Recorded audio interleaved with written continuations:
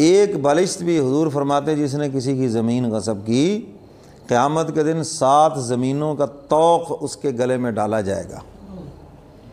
حدیث مبارکہ کا مفہوم ہے، آج تو کوئی سرکاری زمین پہ قبضہ کر کے بیٹھا ہے، کوئی جناب اپنا واش روم جو ہے اس نے گلی پہ قبضہ کر رکھا ہے، کسی نے جناب تھڑے اتنے لمبے لمبے بنا رکھے ہیں، لوگوں کا گزرنا مشکل ہو گیا، کسی نے جناب وہ اپنے وہ گاڑی کے لیے کیا بناتے ہیں، گراج کے باہر ریمپ اتنا بڑا بنا دیا، آدھی گلی جناب وہ قابو کر کے بیٹھا ہے، ہاں جی۔ تو بھائی یہاں تو ایک گز ایک بلشت کی بات ہو رہی ہے، اور یہاں پر جو ہے کتنی جگہ ہم گھیر کے بیٹھے ہیں۔ واش روم کسی نے باہر گلی میں بنا رکھا ہے، بلدیہ والے گرا دے تو وہ ویلا شروع، او ہمارا واش روم گرا دیا جی، ریمپ توڑ دیا جی، ہمارا تھڑا توڑ دیا۔ بھائی آپ نے بنایا کیوں؟ آپ نے جتنی اجازت دی ہے بلدیہ نے، قانون نے، 2 فٹ ہے 1 فٹ ہے، جتنی بھی اجازت ہے آپ وہاں تک رکھیں، اس سے آگے آپ جگہ غصب کرنے والے ہیں۔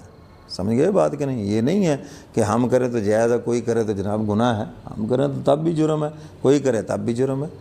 تو اس لیے جتنی جگہ آپ کی بنتی ہے وہی رکھیں، قبضہ نہ کریں جگہ کے اوپر خواہ مخواہ۔ ہاں حکومت اجازت جتنی دے دے اس کی اجازت ہے۔ اب دیکھو انکروچمنٹ جب بھی ہوتی ہے، تھڑے توڑے جا رہے ہیں، تو یہ نوبت کیوں آتی ہے کہ ہم نے قبضہ کر رکھا ہے، اور اوپر سے بدماشی بھی کرتے ہیں، پھر جلوس نکالتے ہیں ان کے خلاف۔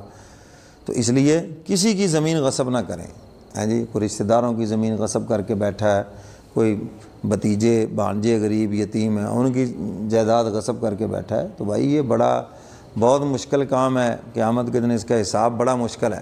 تو اس لیے قطعاً کوئی زمین غصب نہ کریں، ہاں جی۔